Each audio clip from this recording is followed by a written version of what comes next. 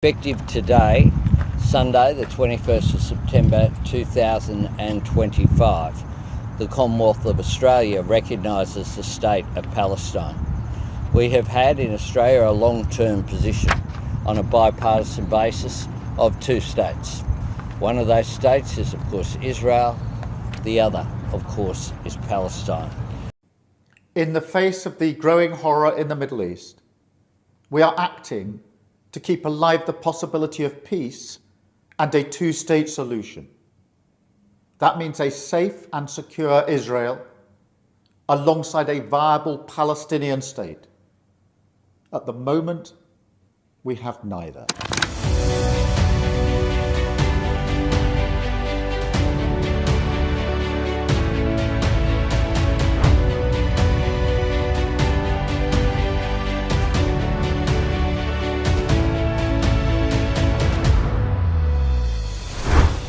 Kejutan besar tercipta manakala tiga negara yang selama ini jadi sekutu AS dan Israel secara frontal akhirnya resmi mengakui Palestina, yang mana tiga negara itu adalah Inggris, Kanada, dan Australia. Tentu saja ini adalah pengakuan formal yang sangat bersejarah, karena biar gimana pun, bagi negara seperti Inggris ini adalah pengakuan pertama kalinya setelah 108 tahun deklarasi Balfour. Nah, imbas dari pengakuan ini pada akhirnya memang membuat potensi bagi Israel di-ban dari UEFA semakin besar. Di mana menurut laporan terbaru, UEFA memang akan segera mengeluarkan timnas Israel dari kompetisi sepak bola.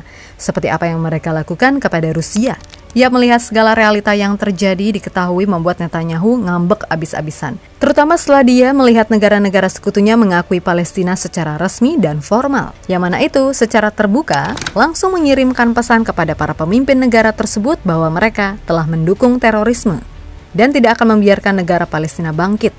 Baginya Palestina nggak akan pernah ada. Dan meskipun ditinggal sekutu-sekutunya, Israel tetap merasa pede karena Trump masih akan terus mendukung mereka. Termaksud ini juga ada kaitannya dengan sepak bola, yang mana ancamannya bisa aja Trump akan memboikot Piala Dunia sehingga itu jelas akan membuat banyak pihak merugi.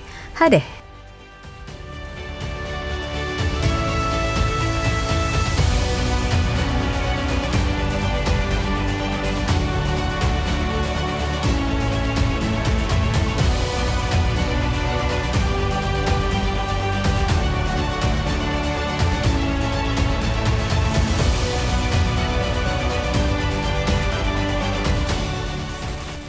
Sampai detik ini kondisi di jalur Gaza masih sangat memprihatinkan. Dan derita rakyat sipil yang tak berdosa, yang seolah tak kunjung berakhir, sekarang telah memicu gelombang solidaritas internasional yang lebih besar. Bukan cuma di jalur diplomasi, tapi juga merembet luas ke dunia olahraga dan budaya. Yap, seruan untuk memboikot Israel benar-benar udah tak terelakkan. Bahkan Spanyol siap mengambil langkah ekstrim dengan mundur dari Piala Dunia apabila Israel nantinya sama-sama lolos. Yang mana itu disinyalir juga telah membuat negara-negara besar akan mengambil langkah yang sama. Dan jelas langkah ini adalah pukulan telak mengingat sepak bola adalah bahasa universal yang menyatukan dunia. Legenda Manchester United, Eric Cantona dengan lantang dan tegas menuding adanya standar ganda dalam dunia olahraga, di mana ia menyebut bahwa UEFA dan FIFA tidak boleh menutup mata pada kejahatan kemanusiaan Israel. Dan itulah kenapa FIFA dan UEFA harus segera men-scores Israel seperti apa yang telah terjadi untuk Rusia. We are now 716 days into what Amnesty International have called a genocide. And yet Israel continue to be allowed to participate. Why? Why the double standards? FIFA and UEFA must suspend Israel. Clubs everywhere must refuse to play Israeli teams. Current players everywhere must refuse to play against Israeli teams.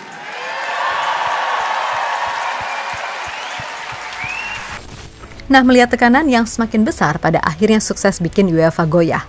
Di mana menurut laporan Channel 12 Israel yang dikutip media internasional, Israel sendiri beresiko diskors dari semua kompetisi sepak bola Eropa menyusul meningkatnya tekanan terhadap UEFA.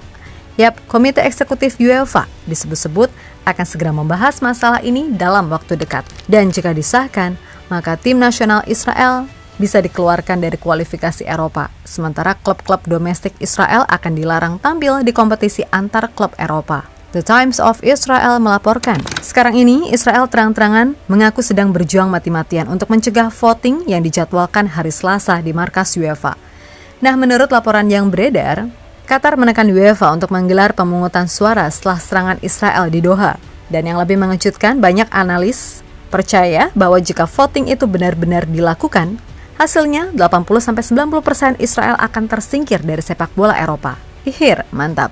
Yap, masalah Israel sendiri nggak cuma soal di olahraga aja. Karena setelah Inggris, Australia, dan Kanada kompak mengakui Palestina secara formal, kini ada negaranya Bang Dodo, yakni Portugal yang melakukan hal yang sama.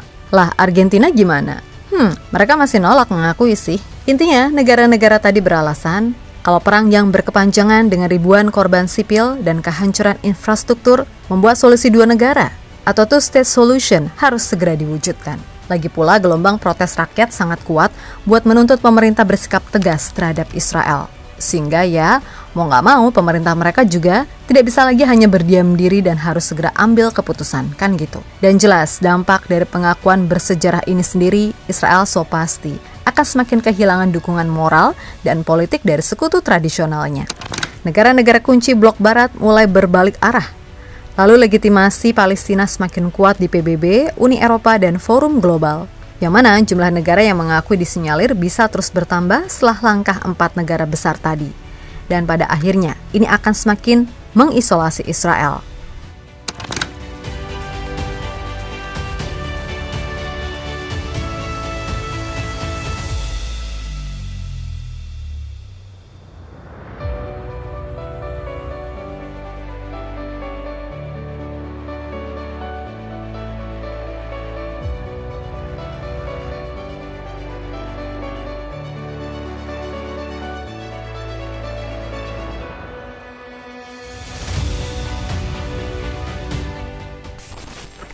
Sementara itu Netanyahu jelas nguntap-nguntap dengan sikon yang ada, di mana ia menyebut kalau langkah itu sebagai hadiah besar bagi teror atau reward to terrorism, dan menegaskan bahwa negara Palestina tidak akan didirikan di sebelah barat sungai Yordan.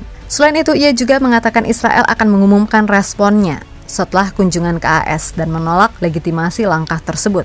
Nah, masalahnya yang bikin ribet, Trump ini kan baperan. Dan kita tahu Amerika ini adalah salah satu tuan rumah di Piala Dunia 2026. Kalau sampai ini urusannya panjang, maka ada kemungkinan Trump akan memboikot Piala Dunia. Nah, jika itu sampai terjadi, maka FIFA pun dijamin akan mumet sakpole. Selain itu, imbasnya ke dunia sepak bola bakal merembet kemana-mana, termasuk ke ranah Asia, dan so pasti Indonesia secara tak langsung bakal kena dampak.